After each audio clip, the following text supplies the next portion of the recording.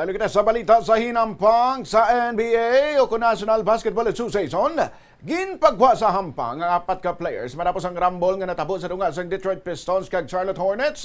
Natabong insidente sa third quarter sa nga gin-foul ni Musa Daibit sang Hornets si Jalen Duren sang Pistons. Naginitayang duwa-tubtob nga naglaptan ng tensyon sa court kag may mga nagtapong ulay. Magluwa sa duwagin pagwa man sa game sa Isaiah Stewart sang Pistons kag Miles Bridges ang Hornets. Halin pa si Stewart sa bench apang nagdalagan ini patunga agud mag-intraman sa tapungulay.